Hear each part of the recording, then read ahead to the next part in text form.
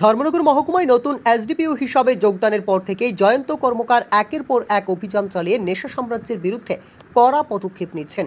এই ধারাবাহিকতায় মঙ্গলবার সন্ধ্যা 6টা নাগাদ চোরাইবাড়ি পুলিশ পৃথক পৃথক দুটি স্থানে অভিযান চালিয়ে বিপুল পরিমাণ নেশা সামগ্রী উদ্ধার করে। প্রথম ঘটনায় গোপন সূত্রে খবরের ভিত্তিতে চোরাইবাড়ি থানা এলাকার বাঘন গজারবিল এলাকায় হানা দেয় পুলিশ। সেখানে এক বাইক আরোহী পাচারকারীকে হাতে নাতে ধরে ফেলে তার কাছ থেকে প্রায় 8,000 ইয়াবা ট্যাবলেট উদ্ধার হয়, যার বাজার মূল্য আনুমানিক 40 লক্ষ টাকা। আটক ব্যক্তির নাম কোমর উদ্দিন, বয়স 45, পিতা মৃত আব্দুল নূর, বাড়ি অসমের কাঁঠালতলি ওয়াচ পোস্টের অন্তর্গত বাঘন গ্রামে। জানা গেছে KA05JX 7852 নম্বরের একটি বাইক ব্যবহার করে সেই ইয়াবা ট্যাবলেট সীমান্ত পার করে ত্রিপুরায় এনে অন্য পাচারকারীদের হাতে পৌঁছে দিচ্ছিল। খবর পেয়ে মহকুমা পুলিশ আধিকারিক জয়ন্ত কর্মকার ও চোরাইবাড়ি থানার ওসি দেবব্রত বিশ্বাস দলবল নিয়ে ঘটনাস্থলে পৌঁছে তাকে আটক করেন। পরে জিজ্ঞাসাবাদে অভিযুক্ত ঘটনার সত্যতা স্বীকার করেছে। পুলিশ জানিয়েছে তার বিরুদ্ধে এনডিপিএস আইনের সুনির্দিষ্ট ধারায় মামলা রুজু করা হবে এবং তদন্ত চলছে।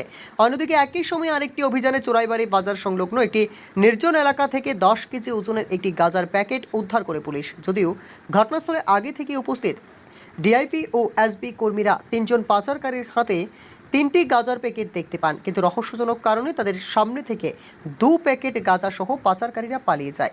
ফলে গোয়েন্দা সংস্থার ব্যর্থতা নিয়ে প্রশ্ন উঠেছে। আজকে বিকাল 4:30 নাগাদ গোপন সূত্রের মাধ্যমে আমরা একটা খবর পাই যে কাঁঠালতলির দিক থেকে একটি ড্রাগ কনসাইনমেন্ট নিয়ে আবার ট্যাবলেট আসছে বাইকে করে। এই খবরের ভিত্তিতে আমার চোরাইবাড়ি থানার ওসি সেকেন্ড অফিসার প্রীতিময় চাকমা এবং সিভিল ড্রেসের একটা টিম এবং ইউনিফর্মের একটা টিম আমরা রেড করি বাগন গজারবিল এরিয়াতে। ওইখানে ঠিক 4:30টার দিকে আমরা একটা কেরালা রেজিস্ট্রেশন নাম্বারের একটা বাইক একটা ইন্টারসেপ্ট করি। ওইখানে ওই বাইকের মধ্যে যিনি আরোহী ছিলেন তার নাম ছিল কোমর উদ্দিন। ওনাকে আমরা আটক করি। এরপর আমরা ডিসিএম এবং ফরেন্সিক টিমের উপস্থিতিতে ওনার চেকিং হয়। চেকিংয়ের সময় ওনার পজিশন থেকে 8,385টা ইয়াবা ট্যাবলেট আমরা ওনার পজিশন থেকে পাই এবং ফর্মালিটি অনুযায়ী ওই contraband item including Kerala registration number bike দুইটাই আমরা সিজ করি। সিজ করার পর তাকে আমরা থানাতে নিয়ে আসছি। এখন তার বিরুদ্ধে একটি স্পেসিফিক এনডিপিএসের মামলা হবে।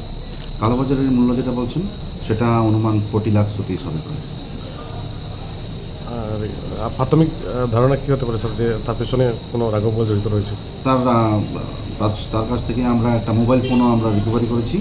সেই মোবাইল ফোনের সিডিআর এবং এসডিআর আমরা অ্যানালাইসিস করব এবং তাকেও জিজ্ঞাসাবাদ করা হবে এবং তার পিছনে যে চক্র কাজ করছে তাদের বিরুদ্ধে আমরা যথাযথ আইনানুগ অ্যাকশন আমরা নেব।